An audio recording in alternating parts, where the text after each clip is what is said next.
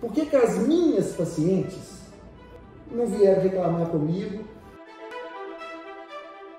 No CID, que é o Código Internacional de Doenças, ele não tem doença do silicone. Então eu vou começar por aí.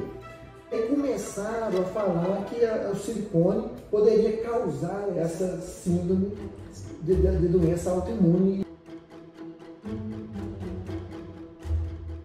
Deus deve ter olhado para mim e falado assim, olha, esse menino é muito bom e ele não vai ter doença do silicone.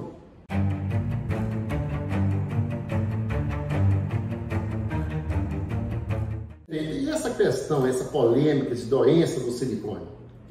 Pois é, é o tal do assunto que eu falei com você aqui antes, que eu não queria nem conversar e nem quero aprofundar demais. A verdade, eu vou te contar primeiro que no CID, que é o Código Internacional de Doenças, não existe doença de silicone. É a Bíblia de doença. Toda doença tem lá. O CID, Então quando você põe o atestado, a pessoa pede qual que é o CID. Aí põe lá Z59, 54.9, recuperação pós-operatória, tudo tem lá. E não tem doença de silicone. Então vou começar por aí. Na época da Guerra do Golfo, o pessoal que estava lá, os militares americanos, ingleses, começaram a ter um problema de doença imunológica, uma doença autoimune. Com doenças articulares. Há mais de 30 anos, né? Com dores articulares, dor de cabeça, queda de cabelo, problemas renais, entendeu? Uma doença autoimune. Tanto que na época, o pessoal achou que era até arma química que estava sendo usada lá no Iraque. E depois fizeram investigação e descobriram que não tinha arma química. Depois suspeitaram que essa doença autoimune que estava sendo causada nas pessoas lá, nos soldados, foi causada por trauma pós-guerra. Depois investigaram, trabalharam, descobriram que não tem nada a ver.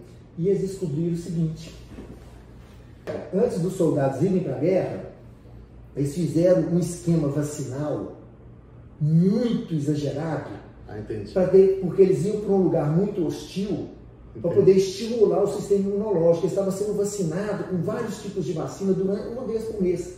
Então deu um choque de estímulo imunológico no sistema deles, e eles desenvolveram, a gente chama de azia, que é a síndrome da azia, que é a síndrome da doença autoimune induzida por adjuvantes.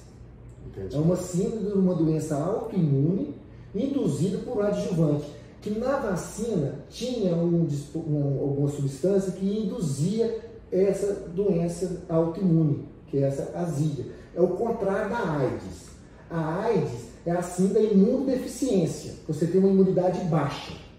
Já a azia, você tem uma imunidade alta, o organismo começa a atacar os órgãos seus como se fosse doença. Começa a atacar os rins, entendeu? As articulações. Então, aí essa é a azia, tanto que foi a síndrome do Golfo.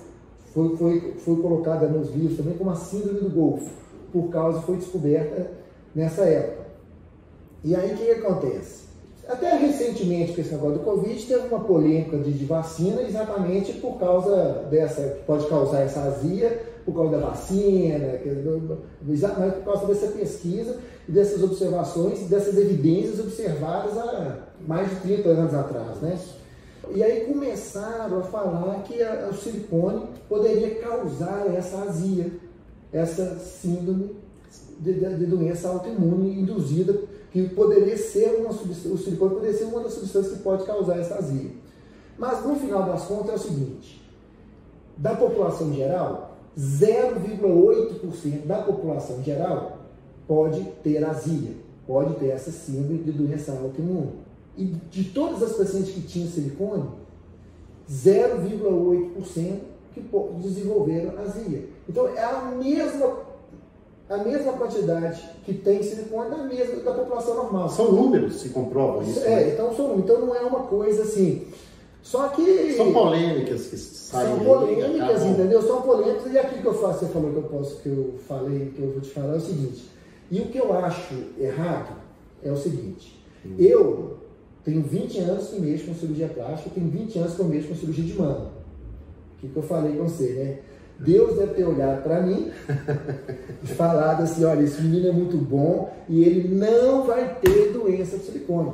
Só os outros médicos que vão ter. Por que que as minhas pacientes, que eu acompanho todo ano, não vieram reclamar comigo, não vieram mostrar para mim que estava tendo alguma doença? E por, será que... Tem um histórico, mais de 20 anos nesta área. Então, assim, então eu não estou dando, eu não estou falando só porque eu sou um estudioso, que eu gosto de ler a respeito de mamãe. Eu estou falando isso, não, porque eu vivo isso todo dia. Você é a minha experiência, eu vivo isso, a minha paciente está aqui, eu vejo ela todo dia.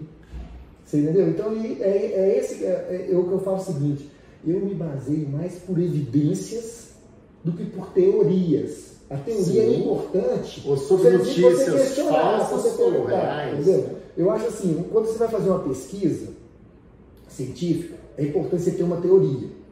Ah, eu tenho uma teoria X que acontece isso, isso e isso. Aí você vai fazer uma pesquisa. Mas a conclusão da pesquisa, ela tem que ser baseada em evidências. Entendeu? Então eu dou a minha opinião, né? Eu vivo o meu dia a dia com a cirurgia de mama pelas evidências que eu tenho nessa experiência. O seu relato é um caso concreto que não tem problema, né?